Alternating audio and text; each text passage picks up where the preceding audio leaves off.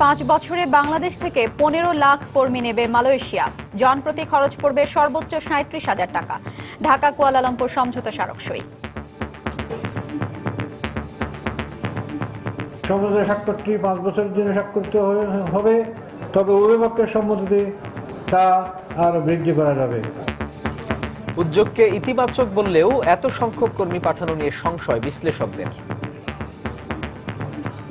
যেভাবে রয়েছে সেইভাবে ডেটাবেস থেকে লোক সংগ্রহে সমস্যা হতে পারে। কাঠামো বা পদ্ধতি যাই আমরা বলি না, তার সঠিক এবং সুষ্ঠু বাস্তবায়নের উপরে নির্ভর করবে যারা সম্ভাব্য জনশক্তি বা যারা শ্রমিক হিসেবে যাবেন তারা কতটা উপকৃত হন। দেখছিলেন প্রধান শিরোনাম। সন্ধ্যার সময় সঙ্গে আছি আমি হাফসাতুন্নেসা এবং আমি সাজিদ রাজু। এবার অন্যান্য শীর্ষ সংবাদ। হবিগঞ্জের বাহুবলে 4 শিশু হত্যার ঘটনায় গ্রেফতার 2 জন 10 দিন করে রিমান্ডে। এখনো আতঙ্কে এলাকাবাসী, ভয়ে স্কুলে যাচ্ছে না শিশুরা। রাষ্ট্রীয় অবহেলায় মৃত্যুর ঘটনায় ক্ষতিপূরণ পাচ্ছে শিশু জিহাদের পরিবার। প্রথমবারের মতো এমন রায়ে সন্তুষ্ট পরিবার ও আইনজীবীরা। শান্তিরক্ষী বাহিনীর কোন সদস্যের অনাকাঙ্ক্ষিত কর্মকাণ্ড বরদাস্ত করা হবে না, প্রশ্নবিদ্ধ হতে দেয়া যাবে না সুনাম, বললেন প্রধানমন্ত্রী। এটিএম কার্ড জালিয়াতির ঘটনায় ক্ষতিগ্রস্তদের ফেরত দেয়া হলো লোপাট যাওয়া টাকা। গ্রাহকদের সচেতনতা বাড়াতে কেন্দ্রীয় ব্যাংকের তাগিদ।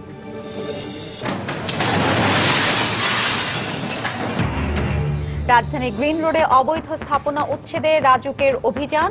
এসব স্থাপনা উচ্ছেদে আগে থেকে নোটিশের প্রয়োজন নেই, বলছে কর্তৃপক্ষ।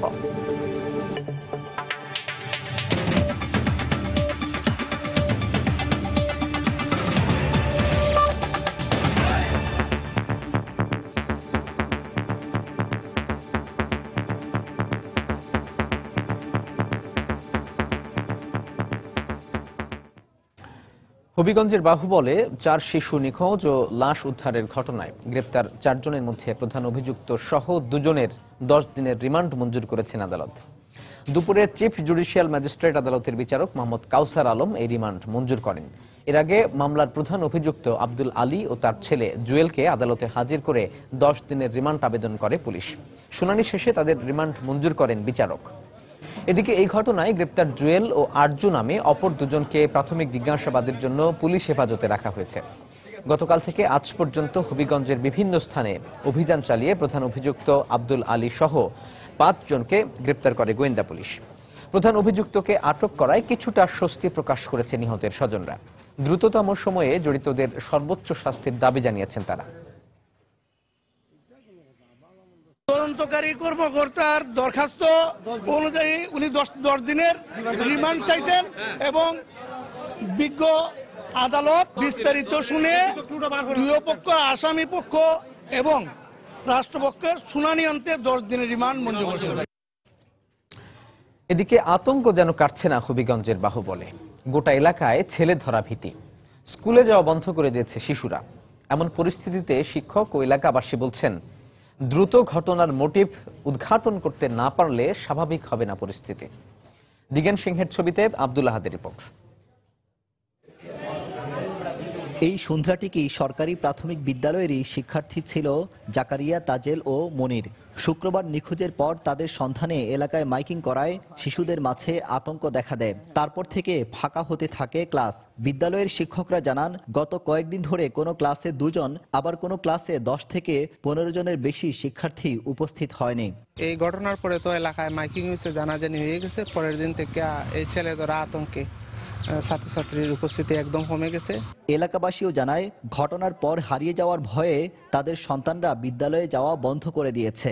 এই বাচ্চাটা আজকে কদিন ধরে স্কুলে যায় না। এই অবস্থা দেখে এখন ছাত্ররা আমাদের সাথে যাইতে চায় না, বা কিছু কেনাকাটা করতে হইলে পাশের দোকানের মধ্যে এগুলোতে যাইতে চায় না। বিরাট ধরনের একটা আতঙ্ক সৃষ্টি হয়েছে। এমন পরিস্থিতিতে জনপ্রতিনিধিরা বলছেন, দ্রুত ঘটনার রহস্য উদ্ঘাটন করতে না পারলে দূর হবে না শিশুদের মনের ভয়। তবে পুলিশের দাবি, হত্যাকাণ্ডের মোটিভ উদ্ঘাটনে কয়েকটি বিষয় খতিয়ে দেখা হচ্ছে।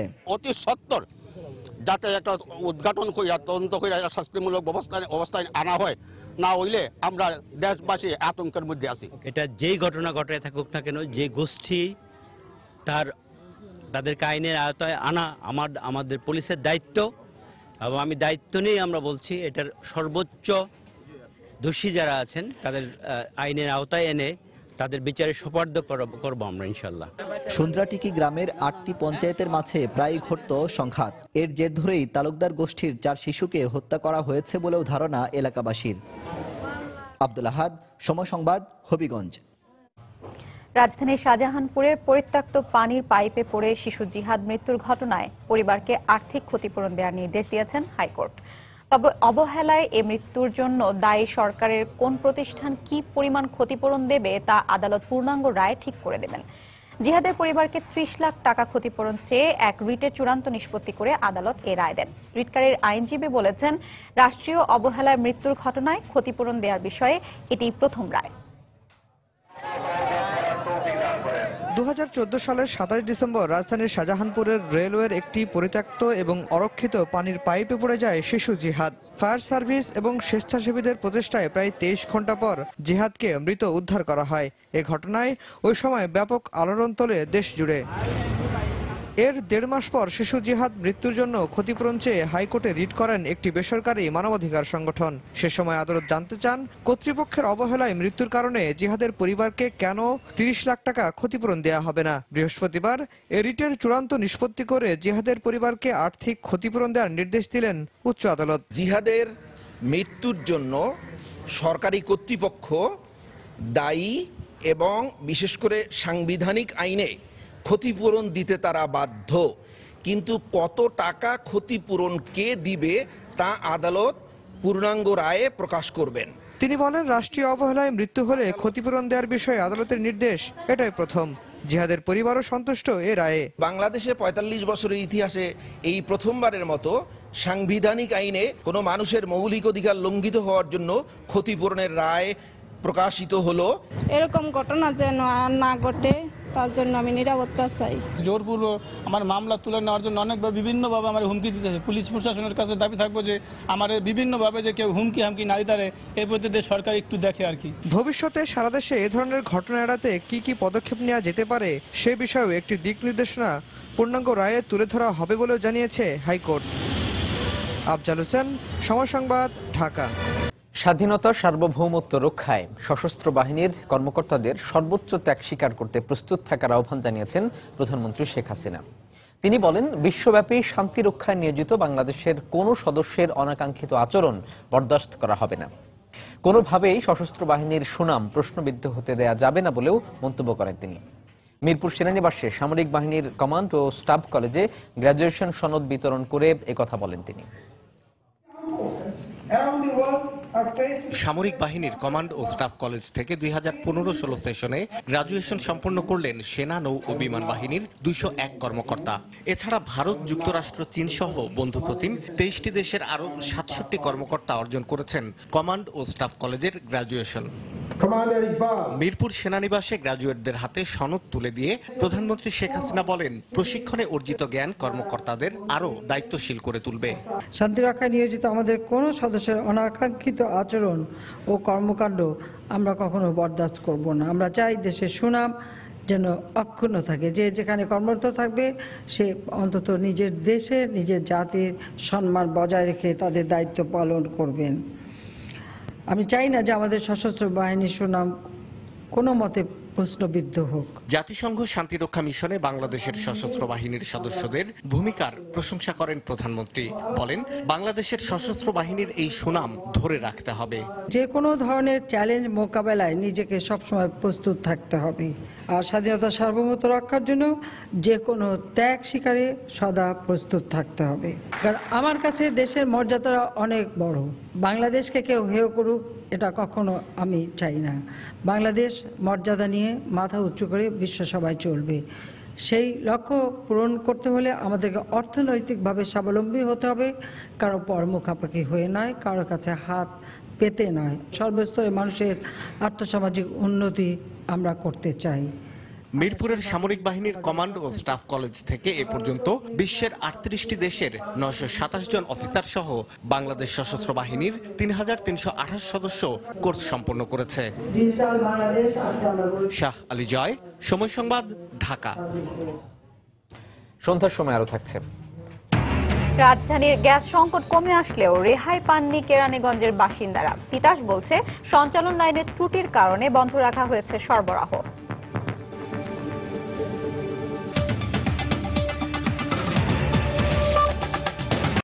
বাংলাদেশ থেকে 15 লাখ শ্রমিক নেবে মালয়েশিয়া। সকালে প্রবাসী কল্যাণ মন্ত্রণালয়ে দুদেশের মধ্যে আগামী 5 বছরের জন্য এ সংক্রান্ত একটি সমঝোতা চুক্তি সই হয়। বাংলাদেশের পক্ষে সমঝোতা স্মারকে সই করেন প্রবাসী কল্যাণ ও বৈদেশিক কর্মসংস্থান মন্ত্রী নুরুল ইসলাম। অন্যদিকে মালয়েশিয়ার পক্ষে ছিলেন সেদেশের মানব সম্পদ মন্ত্রী। মোট 5টি ক্যাটাগরিতে খুব দ্রুতই বাংলাদেশ থেকে সেদেশে শ্রমিক নেওয়া শুরু হবে বলে দুদেশের পক্ষ থেকে জানানো হয়। চুক্তি অনুযায়ী এবার মালয়েশিয়াতে কর্মী পাঠাতে খরচ হবে সর্বোচ্চ 34,000 থেকে 37,000 টাকা, আর এলাকা ভেদে ন্যূনতম মজুরি হবে 800 থেকে 900 রিঙ্গিত।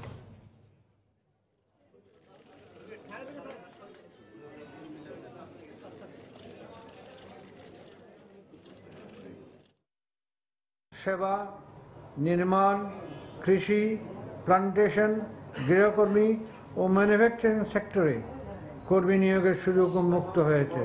বিএমএটির ডাটাবেজে নিবন্ধিত কর্মীর তালিকাতে নিয়োগ করা হবে। মানুষের নিয়োগকর্তা কর্তৃক তাদের নির্ধারিত অধিকাংশ অভিবাসন ব্যয় নির্বাহ করবে বলে ওখানে উল্লেখ আছে। সমঝোতা স্বাক্ষরটি 5 বছরের জন্য স্বাক্ষরিত হবে, তবে উভয় পক্ষের সম্মতিতে তা আরো বৃদ্ধি করা যাবে। এদিকে এ চুক্তির বিষয়ে অভিবাসন বিশেষজ্ঞরা বলছেন, চুক্তিটি অত্যন্ত আশাব্যঞ্জক হলেও বাস্তবায়ন হবে অত্যন্ত কঠিন। 5 বছরে এত সংখ্যক কর্মী পাঠানো নিয়ে সংশয় রয়েছে তাদের, আর তাই পদ্ধতিগতভাবে সরকারকে আরো কৌশলী ও তৎপর হওয়ার পরামর্শ বিশেষজ্ঞদের। পাশাপাশি G2G+ চুক্তিতে রিক্রুটিং এজেন্সির অংশগ্রহণ থাকায় সরকারের নজরদারি বাড়ানোর প্রয়োজন বলে অভিমত তাদের। সজল দাসের রিপোর্ট। দীর্ঘদিন বন্ধ থাকার পর 2013 সাল থেকে G2G পদ্ধতিতে মালয়েশিয়ায় জনশক্তি রপ্তানি শুরু করে বাংলাদেশ। সে সময় প্রতি 6 মাসে 50,000 শ্রমিক পাঠানোর লক্ষ্য নির্ধারণ করা হয়, তবে এই লক্ষ্য বাস্তবায়ন সম্ভব হয়নি। বিএমইটির তথ্য মতে গত 3 বছরে মালয়েশিয়ায় গেছে মাত্র 7,000 শ্রমিক। G2G পদ্ধতির পর এবার এসেছে G2G+ পদ্ধতি, যেখানে সরকারের সঙ্গে থাকছে রিক্রুটিং এজেন্সিগুলো। এই পদ্ধতিতে আগামী 5 বছরে বাংলাদেশ থেকে 15 লাখ শ্রমিক নেবে মালয়েশিয়া। জনশক্তি রপ্তানির পুরনো অভিজ্ঞতায় এই সংখ্যা কতটুকু বাস্তবসম্মত, এমন প্রশ্ন অভিবাসন বিশেষজ্ঞদের কাছে। ডেটাবেসটা যেভাবে রয়েছে সেইভাবে ডেটাবেস থেকে লোক সংগ্রহে সমস্যা হতে পারে। যদি এই বিপুল সংখ্যক লোক সংগ্রহ করতে হয়, রিক্রুটিং এজেন্সি যেভাবে গ্রাম পর্যায়ে মোবিলাইজ করে লোক সংগ্রহ করে, সেই ধরনের মোবিলাইজেশন রাষ্ট্র করবে না, রাষ্ট্র অনলাইন থেকে নেবে। অনলাইন থেকে নিতে গেলে সেটাকে আরও যুগোপযোগী করতে হবে। কাঠামো বা পদ্ধতি যাই আমরা বলি না, তার সঠিক এবং সুষ্ঠু বাস্তবায়নের উপরে নির্ভর করবে যারা সম্ভাব্য জনশক্তি বা যারা শ্রমিক হিসেবে যাবেন তারা কতটা উপকৃত হন। কাজে যে কোনো কাঠামোর আওতায় কিন্তু অসদুপায় অবলম্বন করা সম্ভব, এবং তাতে করে সাধারণ শ্রমিকরা যারা তারা কিন্তু ক্ষতির সম্মুখীন হওয়ার আশঙ্কাটা কিন্তু থাকছে। তারা বলছেন এই বিপুল সংখ্যক মানুষের জন্য যে পরিমাণ এমআরপি পাসপোর্টের প্রয়োজন হবে, সেজন্য সরকারের ব্যাপক প্রস্তুতিও দরকার। সরকারকে আহ্বান করব যে আগেকার অভিজ্ঞতাগুলোকে মাথায় রেখে তবেই এবারের এই চুক্তি যেটা হয়েছে মালয়েশিয়ার সাথে 5 বছরে আমরা 15 লাখ শ্রমিক পাঠাবো, এর কর্মপরিকল্পনাটা যাতে তৈরি করা হয়। ওই দেশের লোক যাওয়ার জন্য যে এমআরপি পাসপোর্ট, একটা বড় সংখ্যক যারাই যেতে যাবেন তাদের এমআরপি পাসপোর্ট প্রয়োজন হবে। তাই আগামী 3 বছরে এই ধরনের এমআরপি পাসপোর্ট দিতে হলে সরকারকে অনেক বেশি এই জায়গাটায় কাজ করতে হবে। G2G+ চুক্তিতে সরকারের পাশাপাশি রিক্রুটিং এজেন্সির অংশগ্রহণ থাকায় এই চুক্তির বিষয়ে সরকারকে সতর্ক থাকারও পরামর্শ বিশেষজ্ঞদের। সজল দাস, সময় সংবাদ, ঢাকা। মধ্যস্বত্বভোগীদের দৌরাত্ম্য বন্ধে উন্নত মানের চাল সংগ্রহের লক্ষ্যে সরকার নতুন নীতিমালা করার কথা ভাবছে বলে জানিয়েছেন খাদ্যমন্ত্রী অ্যাডভোকেট কামরুল ইসলাম। দুপুরে রংপুরে আঞ্চলিক খাদ্য নিয়ন্ত্রকের কার্যালয় উদ্বোধন শেষে সুধী সমাবেশে তিনি একথা জানান। মধ্যস্বত্বভোগী যারা, তাদের অবস্থান যত উঁচুতেই হোক না কেন, তারা যেই দলেরই হোক না কেন, তাদেরকে কোনো অবস্থাতেই ছাড় দেওয়া হবে না, পরিষ্কার কথা। আমরা এমন প্যারামিটারের চাল ভবিষ্যতে সংগ্রহ করব এবং সংগ্রহ নীতিমালা এমনভাবে সংশোধন করব যাতে এই মধ্যস্বত্বভোগীরা বিদায় হয়। সেই ব্যবস্থা করার পরিকল্পনা আমাদের আছে। পাকিস্তানের রাজনৈতিক নেতৃবৃন্দের বক্তব্য সরকারের বক্তব্যের সাথে বাংলাদেশের দুইবারের প্রধানমন্ত্রী বেগম খালেদাদের বক্তব্যের মধ্যে কোনো ফারাক দেখবেন না। আমি যারা বিএনপি করে তাদের প্রতি আমি আহ্বান জানাবো, যারা ৭১ অস্বীকার করে, যারা বঙ্গবন্ধুকে অস্বীকার করে, যারা স্বাধীনতাকে অস্বীকার করে, যারা মুজিবনগর দিবসকে অস্বীকার করে, যারা আমাদের ৭১-এর মুক্তিযুদ্ধের সংখ্যা নিয়ে যারা বিতর্ক সৃষ্টি করতে চায়, তাদেরকে ঝেঁটিয়ে বিদায় করুন আপনার দল থেকে, সত্যিকার অর্থে যদি আপনারা মুক্তিযোদ্ধার দল হয়ে থাকেন। গত 2 মাস ধরে গ্যাস সংকট ছিল রাজধানী জুড়ে। রাজধানীর এই সংকট ধীরে ধীরে কমে এলেও এ থেকে রেহাই পাননি কেরানীগঞ্জের বাসিন্দারা। এই উপজেলার 12টি ইউনিয়নের মধ্যে 6টি ইউনিয়নেই গ্যাসের সংকট এখন স্থায়ী রূপ নিয়েছে বলে অভিযোগ বাসিন্দাদের। তিতাস গ্যাস কর্তৃপক্ষ জানিয়েছে সঞ্চালন লাইনের পাইপ ক্ষতিগ্রস্ত হওয়ায় গ্যাস সরবরাহ বন্ধ রাখা হয়েছে। সোহাইল হোসেনের তোলা ছবিতে বিস্তারিত জানাচ্ছেন সাইফুল রুদ্র। কেরানীগঞ্জ উপজেলার 8টি গ্রামে ঢুকেই দেখা গেল গ্যাসের চুলার পাশে ঠাঁই পেয়েছে মাটির চুলা। এই এলাকায় গত 2 মাস ধরে গ্যাসের সংকট চললেও গত 20 দিন ধরে গ্যাস যেন বাতাসে মিলিয়ে গেছে। কোনো মাইকিং করলো না, কোনো অবজেকশন দিল না যে গ্যাস এই কয়দিন পাইবেন না, কি বালা কি মন্দ। এটার সংকট বলা চলে না, সত্যিকার অর্থে গ্যাস নেই বলা চলে।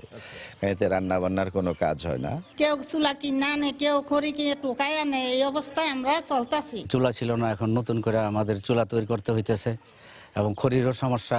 ছোট ছোট বাচ্চারা হ্যাঁ একটু দুধ খাইতেছে, দুধটা গরম করতে পারে না, ঠান্ডা দুধ খাইতেছে। চুলা চলেই না, একদম টোটাল বন্ধ। পোলা পানি না খাই স্কুলে গেছে, ওখানে খাইবার এসে চুলা রান্না হয়নি। এ বিষয়ে কথা বলতে গেলে তিতাসের এই কর্মকর্তা জানান, কেরানীগঞ্জের সঞ্চালন লাইনে ত্রুটি শনাক্ত হওয়ায় দুর্ঘটনার আশঙ্কায় গ্যাস সরবরাহ বন্ধ রাখা হয়েছে। যে পরিমাণ গ্যাস আমাদের ডাউন স্ট্রিমে পাওয়ার কথা, ঠিক ওই পরিমাণ গ্যাস আমরা আনতে পারছি না। আমিনবাজারের একটু ডাউনে গিয়ে যে নদীটা আছে, নদীতে ওখানে একটা সিভিয়ার লিকেজ হয়েছিল, ড্যামেজ হয়েছিল। ওই ড্যামেজ হওয়ার পরে আমরা ওখানে বন্ধ করা আছে এবং ওইগুলি আমরা মেনটেনেন্স করার চেষ্টা করতেছি। তবে কবে নাগাদ মেরামত কাজ শুরু এবং কবে তার শেষ হবে এ বিষয়ে সুস্পষ্ট কোনো বক্তব্য পাওয়া যায়নি তিতাসের কাছ থেকে। আমরা ওয়ার্ক অর্ডারও দিয়েছি, এক্স্যাক্টলি এখনই বলতে পারছি না, একটুখানি সময়টা। সাইফুল রুদ্র, সময় সংবাদ, ঢাকা। সন্ধ্যার সময় আরো থাকছে। তুরস্কে একদিনের ব্যবধানে 2টি শক্তিশালী বোমা বিস্ফোরণে অন্তত 35 জন নিহত, আহত অর্ধশতাধিক। হামলার দায় স্বীকার করেনি কেউ।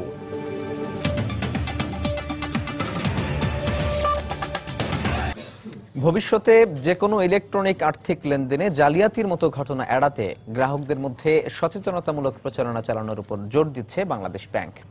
সকালে বাংলাদেশ ব্যাংক কার্যালয়ে ইস্টার্ন ব্যাংকের এটিএম বুথ জালিয়াতির ঘটনায় লোপাট হওয়া টাকা ক্ষতিগ্রস্ত গ্রাহকদের ফিরিয়ে দেওয়ার অনুষ্ঠানে ডেপুটি গভর্নর নাজনীন সুলতানা বলেন, যে কোনো অনৈতিক কাজ বন্ধে সচেতনতার বিকল্প নেই।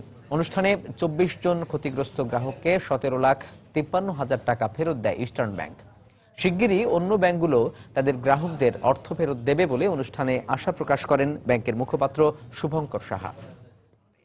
কারণ আমরা আমাদের কাছে গ্রাহকের আমরা অনুরোধ জানাই সবাই মিলেই এই কাজটা 1 মাসের মধ্যে সম্পাদন করব এবং আমাদের যে নিরাপত্তা রক্ষী আছে তাদেরকে আমরা অ্যালার্ট করব যাতে কোনো অযাচিত অবাঞ্ছিত ব্যক্তি এটিএম এর ভিতরে ঢুকতে না পারে।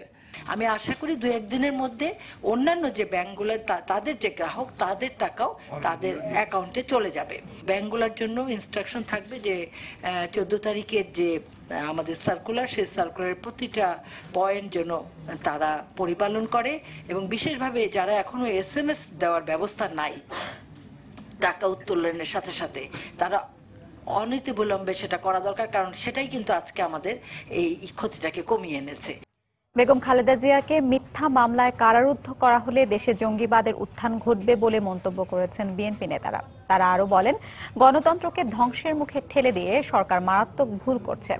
বিকেলে জাতীয় প্রেস ক্লাবে জাতীয়তাবাদী মুক্তিযোদ্ধা দল আয়োজিত আলোচনা অনুষ্ঠানে তারা এ মন্তব্য করেন। এই সরকার একটা ভুল করছেন, মারাত্মক ভুল করছেন। তারা আমাদেরকে নিশ্চিহ্ন করতে চান। কাদেরকে নিশ্চিহ্ন করতে চান? গণতান্ত্রিক শক্তিসমূহকে নিশ্চিহ্ন করতে চান।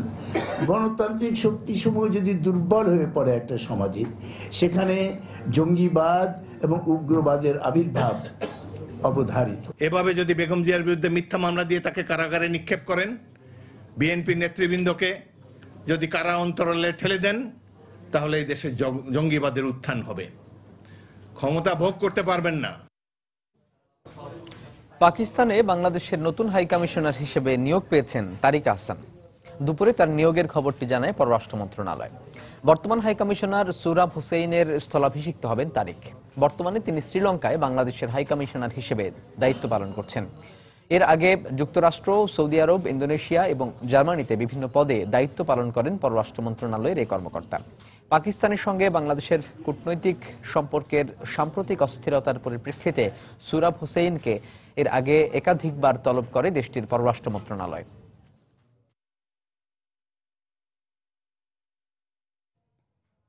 রাজধানীর গ্রিন রোডে পার্কিং এর জায়গায় গড়ে তোলা অবৈধ দোকান উচ্ছেদ করেছে রাজধানী উন্নয়ন কর্তৃপক্ষ রাজুক। 10টিরও বেশি ভবনের নিচতলা ভেঙে পার্কিং এর জায়গা মুক্ত করা হয়। নোটিশ না দিয়ে দোকান ভাঙচুর করায় দোকান মালিকরা ক্ষুব্ধ প্রতিক্রিয়া জানালেও ম্যাজিস্ট্রেট জানিয়েছেন অবৈধ কোনো কিছু উচ্ছেদে নোটিশের দরকার নেই। রাজধানীর ফার্মগেটের গ্রিন রোডে পার্কিং এর জন্য নির্ধারিত জায়গায় অবৈধভাবে গড়ে তোলা ব্যবসা প্রতিষ্ঠানগুলো সকালে এভাবে উচ্ছেদ করেন রাজুকের ভ্রাম্যমাণ আদালত। এ সময় কয়েকটি মিষ্টির দোকান ও গাড়ির শোরুম সহ 10টিরও বেশি ব্যবসা প্রতিষ্ঠান বুলডোজার দিয়ে ভেঙে গুড়িয়ে দেওয়া হয়। এছাড়া পার্কিং এর জায়গায় দুটি ব্যাংকের বুথ থাকায় তা সরাতে 3 দিনের সময় বেঁধে দিয়েছেন ভ্রাম্যমাণ আদালত। নকশা অনুযায়ী সব ভবনের নিচে পার্কিং এর জায়গা না রাখার কারণেই তা ভেঙে দেওয়া হয়েছে বলে দাবি রাজুকের। তবে দোকান মালিকদের অভিযোগ, কোনো নোটিশ ছাড়াই সব ভেঙে দেয় তারা ব্যাপক ক্ষতির মুখে পড়েছেন। আমাদের গাড়ির শোরুম, তো আমরা 5টা গাড়ি কোনো মতে বের করছি, 2টা গাড়ি বের করতে পারিনি। কোনো প্রকার রিকোয়েস্ট শুনেনি, ওনারা বুলডোজার দিয়ে ভেঙে ফেলছে। 25 বছর ধরে ব্যবসা করতেছি, যদি আমাদের সমস্যা হতো বা এই ধরনের কার পার্কিং এর কথা বলতো তাহলে আগে থেকে নোটিশ দিতে আমরা সরাই ফেলতাম। এটা তো আমাদের ভাড়া নেওয়া। রিকোয়েস্ট করছি যে আমাদের 3 ঘন্টা সময় দেন, জাস্ট 10 মিনিটের ভিতরে ভেঙে টেঙে একবারে গুড়াই দিয়ে চলে গেল। তবে নির্বাহী ম্যাজিস্ট্রেটের দাবি, অবৈধ পার্কিং মুক্ত করতে আইনে কোনো নোটিশের বিধান নেই। 1952 সনের ইমারত নির্মাণ আইন অনুযায়ী আমরা এই অ্যাকশনগুলো পরিচালনা করি। এক্ষেত্রে নোটিশ দেওয়ার প্রয়োজন হয় না। একটি প্রতিষ্ঠানের ভবন মালিককে আমরা 3 লক্ষ টাকা জরিমানা দণ্ডে দণ্ডিত করেছি। আর পাশে একটা গাড়ির শোরুম ছিল, সেটি আমরা ভেঙে গুড়িয়ে দিয়েছি। একই সাথে ওই ভবন মালিককে 2 লক্ষ টাকা জরিমানা দণ্ডে দণ্ডিত করেছি। পার্কিং জায়গাগুলোতে দোকান, রেস্টুরেন্ট, অন্যান্য অফিস করে রেখেছে। এগুলো যদি মুক্ত থাকে তাহলে কিন্তু রাস্তায় আর পার্কিংটা হবে না, পার্কিংগুলো হয়ে যাবে মূল ভবনে। ঢাকাকে যানজট মুক্ত করতে হলে সবার আগে পার্কিং এর জায়গা দখলমুক্ত করতে হবে বলে জানান অভিযান পরিচালনাকারীরা। মাহমুদ রাকিব, সময় সংবাদ, ঢাকা। আগামী 22 মার্চ আসন্ন ইউনিয়ন পরিষদ নির্বাচনে 739টি পদের মধ্যে 503টির প্রার্থিতা চূড়ান্ত করা হয়েছে বলে জানিয়েছেন আওয়ামী লীগের যুগ্ম সাধারণ সম্পাদক মাহবুবুল আলম হানিফ। দুপুরে ধানমন্ডি আওয়ামী লীগ সভানেত্রীর কার্যালয়ে এক সংবাদ সম্মেলনে তিনি একথা বলেন। এছাড়া বাকি 236টি পদের প্রার্থিতা শুক্রবার জানানো হবে বলেও জানান তিনি। আমরা 739টা ইউনিয়নের মধ্যে আমাদের কাছে ইতিমধ্যেই প্রায় 503টি ইউনিয়নের প্রার্থীতা চূড়ান্ত করা হয়েছে। বাকি যে 236টি আজকের মধ্যেই চূড়ান্ত করা হবে এবং সেটা আগামীকাল সকাল 10:30টায় আমাদের এই ধানমন্ডিস্থ দলীয় সভানেত্রীর কার্যালয় থেকে আগামীকালকে সেই প্রার্থীর নাম ঘোষণা করা হবে।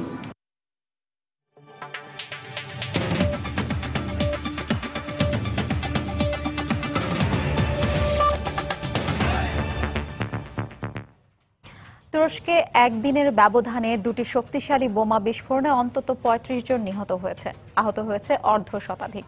বুধবার রাজধানী আঙ্কারায় গাড়ি বোমা বিস্ফোরণে 28 জন নিহত ও বৃহস্পতিবার দক্ষিণ পূর্বাঞ্চলীয় দিয়ারবাকিরে সেনাবহরে হামলায় নিহত হন 6 সেনা সদস্য। হামলার জন্য সিরিয়ায় সশস্ত্র কুর্দিদের সংগঠন পিওআইজি-কে দায়ী করেছে তুর্কি সরকার। তবে পিওআইজি এ অভিযোগ অস্বীকার করে হামলার পেছনে আইএসের হাত রয়েছে বলে দাবি করেছে। বুধবার সন্ধ্যায় আঙ্কারার সেনা সদর দফতর এবং পার্লামেন্টের কাছাকাছি একটি ট্রাফিক সিগন্যালে শক্তিশালী বোমার বিস্ফোরণ ঘটে। এ সময় বিস্ফোরণের প্রচন্ড আওয়াজে ঘর থেকে বাইরে বেরিয়ে আসেন নগরবাসী। মুহূর্তেই ঘটনাস্থলে ছুটে আসেন দমকল বাহিনীর সদস্যরা। It was nearly 300 meters distance আমি যেখানে দাঁড়িয়েছিলাম তার মাত্র 300 মিটার দূরে এই বিস্ফোরণ ঘটে। শব্দের তীব্রতা এত বেশি ছিল গোটা শহরে এর আওয়াজ শোনা গেছে। এই ঘটনায় সবার মাঝে আতঙ্ক বিরাজ করছে। আঙ্কারা হামলার জন্য সিরিয়ায় সশস্ত্র কুর্দিদের সংগঠন YPG-কে দায়ী করেছে তুর্কি সরকার। সেই সঙ্গে সিরিয়ায় কুর্দি বিদ্রোহীদের অবস্থানে গোলাবর্ষণ অব্যাহত রাখার ঘোষণাও দেন তুর্কি প্রধানমন্ত্রী আহমেদ দাভুতোগলু। যে আত্মঘাতী হামলাকারীর পরিচয় আমরা শনাক্ত করেছি সে সিরিয়ার উত্তরাঞ্চলীয় কুর্দি অধ্যুষিত হাসাকা প্রদেশের বাসিন্দা। আর এটি থেকে বিষয়টি পরিষ্কার যে হামলার সঙ্গে YPG-র যোগসাজশ রয়েছে। তবে এ অভিযোগ অস্বীকার করে এ হামলার পেছনে IS এর হাত রয়েছে বলে দাবি করেছে YPG। তুর্কি সরকারের IS বিরোধী অভিযানের পাল্টা জবাব হিসেবেই তারা এই হামলা চালিয়েছে বলে YPG-র পক্ষ থেকে দাবি করা হয়। এদিকে একদিনের ব্যবধানে কুর্দি অধ্যুষিত দেশটির দক্ষিণ পূর্বাঞ্চলীয় দিয়ারবাকির শহরে একটি সেনাবহর লক্ষ্য করে চালানো বোমা হামলায় নিহত হয়েছেন অন্তত 6 সেনা সদস্য এবং আহত হয়েছেন আরো অন্তত 1 জন। সেনাবহরটি দিয়ারবাকির থেকে বিঙ্গল যাওয়ার সময় রিমোট কন্ট্রোলের সহায়তায় ওই বোমার বিস্ফোরণ ঘটানো হয় বলে জানিয়েছে আন্তর্জাতিক গণমাধ্যম। অন্যয় কর্মকার, সময় সংবাদ।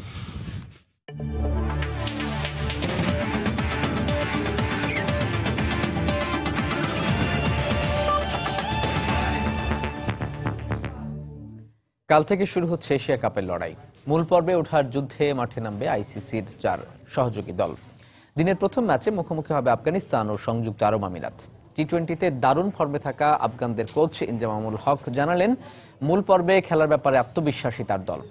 আর প্রতিপক্ষকে এগিয়ে রাখলেও খেলাটা টি-20 বলেই আরব আমিরাত কোচ আকিব জাবেদও আশাবাদী।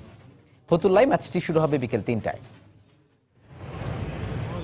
মাঠে নামার আগেই জায়নামাজ বিছিয়ে নামাজে আফগানিস্তান জাতীয় ক্রিকেট দল। ইমামতি করছেন পাকিস্তানের সাবেক অধিনায়ক ইনজামামুল হক। ধর্মীয় রীতিনীতির পাশাপাশি দলকে এক সুতোয় গাঁথতে এর যেন জুড়ি নেই। সাম্প্রতিক সময়ে ক্রিকেটের সহযোগী দেশগুলোর মধ্যে সবথেকে নজর কাড়া দল আফগানিস্তান। টি-20-র ফেরিয়ালা মোহাম্মদ নবীর পাশাপাশি দলের বিপদের মুহূর্তে ঝলসে ওঠা মারকাটারি উইকেট রক্ষক ব্যাটসম্যান মোহাম্মদ শাহজাদ আর বল হাতে আগুন ঝরানো সাপুর জাদ্দানরা। তাই তো টি-20 র্যাঙ্কিংয়ে বাংলাদেশের চেয়ে এক ধাপ এগিয়ে 9 নম্বরে এই আফগানিস্তান। কোচ ইনজামাম জানালেন আফগানরা মূল পর্বে খেলার জন্যই এসেছে বাংলাদেশে। সাথে এও জানালেন টুর্নামেন্ট ফেভারিট ভারত ও স্বাগতিক বাংলাদেশ।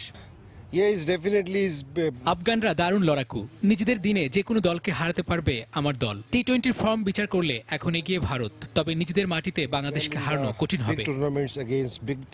বাছাই পর্বের প্রথম ম্যাচে আফগানদের প্রতিপক্ষ সংযুক্ত আরব আমিরাত। মূলত ভারত ও পাকিস্তান বংশোদ্ভূত ক্রিকেটারদের নিয়ে গড়া এই দল। দলের মূল তারকা কোচ আকিব জাভেদ। তিনি জানালেন টি-20 এমন এক খেলা যেখানে দলগুলোর মধ্যে খুব বেশি পার্থক্য থাকে না।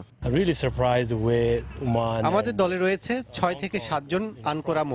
তাদের চেষ্টা ও প্রত্যয়ে কোনো ঘাটতি নেই। আমি আশাবাদী এই দল নিয়ে। তবে পুরো টুর্নামেন্টের হিসেব করলে ফেভারিট ভারত ও বাংলাদেশ।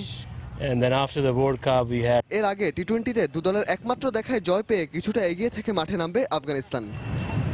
রায়হান মাসুদ, সময় সংবাদ, ফতুল্লা। সন্ধ্যার সময় পর্যায়ে শীর্ষ সংবাদ জানিয়ে দিচ্ছি আরেকবার।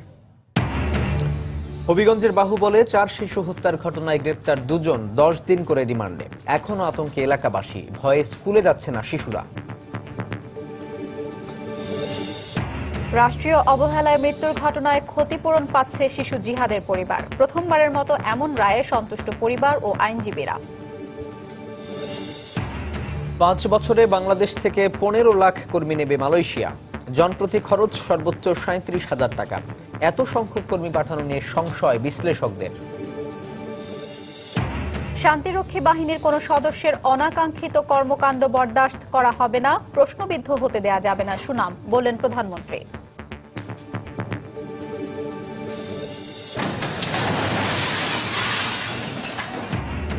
এবং রাজধানীর গ্রিন রোডে অবৈধ স্থাপনা উচ্ছেদে রাজুকের অভিযান। এসব স্থাপনা উচ্ছেদে আগে থেকে নোটিশের প্রয়োজন নেই বলছে কর্তৃপক্ষ। এই ছিল সন্ধ্যার সময়। যে কোনো খবর পেতে ভিজিট করুন সময়নিউজ.tv। সঙ্গে থাকুন সময়ের।